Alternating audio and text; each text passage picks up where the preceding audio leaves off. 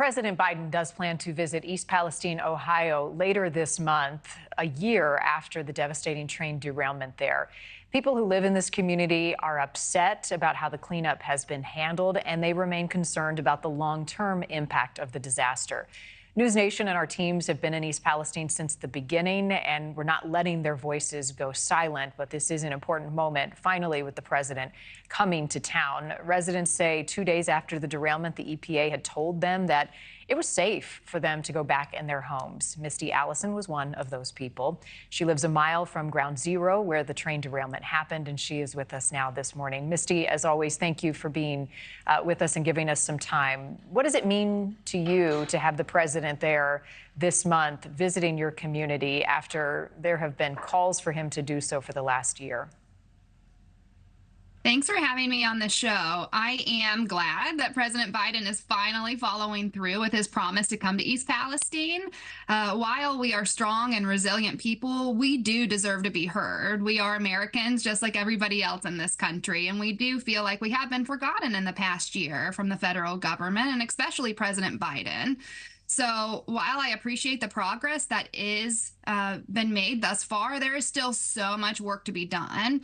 And I will say, though, when President Biden does visit, I don't want this to just be a political stunt and a photo opportunity since it is an election year. I want President Biden to come to East Palestine with support, resources, and really, hopefully, a positive update to give this area some hope. If you were able to speak to him directly, have you thought about what you would share and say? What I really want to do, if given the opportunity, is to put a face on this chemical disaster. This is not a political issue. This is a people issue. This really transcends politics.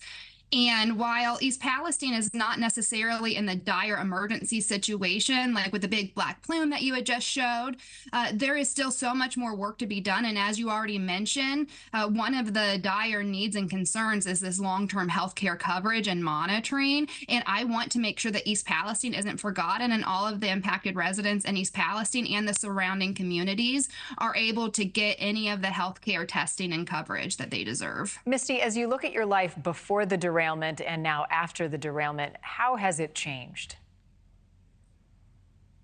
It has definitely been a whirlwind year. As I mentioned, we are very strong and resilient people. And so you just learn how to be courageous, speak up, stand up for what's right. And as we try to move forward, I am still hypervigilant and more so than ever before. And I would say that's really what has changed a lot in the past year. You never know how strong you are until being strong is your only choice. And also, just being able to speak up and to try to do what's right for my family and for everybody else who's impacted. Well, I applaud that strength to you and so many in your community. I know at one point your son asked you if he was going to die. What questions are your kids asking you a year after this event? So thankfully, my 2-year-old is very blissfully ignorant and provides a lot of comedic relief. But for my son, who is 8 now, he still asks a lot of tough questions.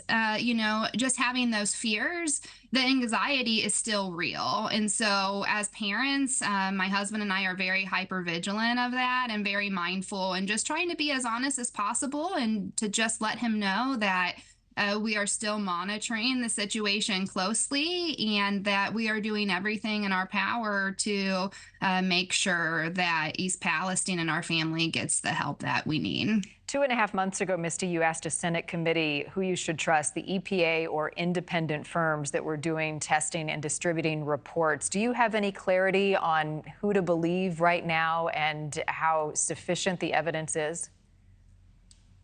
There is still a lot of conflicting information out there. I would like to believe that the EPA does have our best interests at heart, but it definitely is it's very scary when these independent researchers and academic researchers come out and suggest that there's still so much more testing that needs to be done.